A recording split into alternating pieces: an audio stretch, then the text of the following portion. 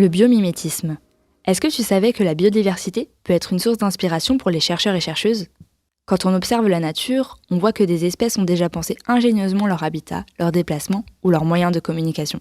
Alors, les chercheurs et chercheuses qui étudient de nouvelles façons de produire de l'énergie pour réduire nos impacts sur l'environnement s'inspirent beaucoup de la nature. Lorsque la recherche s'inspire du vivant pour innover, on parle alors de biomimétisme. Cette méthode n'est pas nouvelle, on la remarque très tôt dans l'histoire. Par exemple, les colonnes de l'Égypte ancienne sont inspirées des palmiers. Gustave Eiffel, le créateur de la tour Eiffel, se serait inspiré de la structure interne de nos os, charpentée en alvéoles, pour créer la structure en enchevêtrement de poutrelles de la tour Eiffel.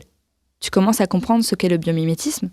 Il existe 3 grands courants de biomimétisme, et je voudrais te parler du biomimétisme inspiré des écosystèmes. On utilise ce type de biomimétisme dans plein de domaines comme les transports ou les bâtiments, et c'est celui qui trouve le plus d'applications dans le domaine de l'énergie. Laisse-moi te donner un bel exemple avec les baleines à bosse. En 2005, aux États-Unis, le biologiste Frank Fish observe, fasciné, le magnifique saut d'une baleine à bosse. Il se demande « Comment un animal aussi gigantesque peut être si agile et si rapide ? Est-ce que c'est grâce aux petites bosses, les tubercules, présentes le long de ses nageoires ? » Pour Frank, ça n'a pas de sens. Selon sa logique, seules des nageoires parfaitement lisses devraient donner une telle aisance à l'animal, comme les ailes d'un avion. Il s'agit d'un principe de mécanique des fluides. Un objet plongé dans un fluide, comme l'air ou l'eau, génère des frottements et des turbulences qui le ralentissent.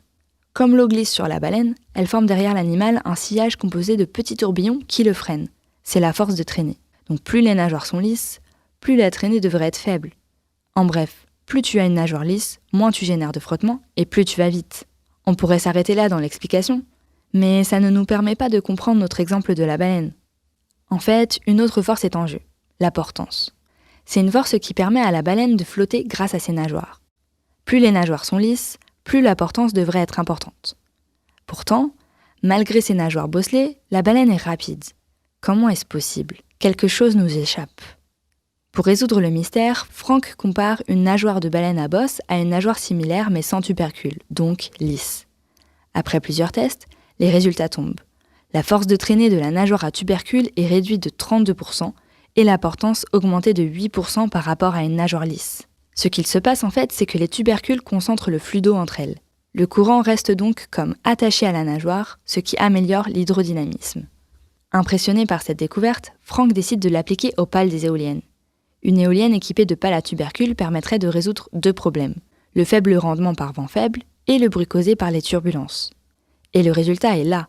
L'éolienne de Frank se révèle 20% plus productive tout en étant plus silencieuse. Un bel exemple de biomimétisme, non ? Le biomimétisme est une source d'inspiration inépuisable, mais certaines innovations technologiques n'en sont pas issues. Elles n'en sont pas moins très prometteuses. Si ça t'intéresse, on en reparlera dans un prochain épisode.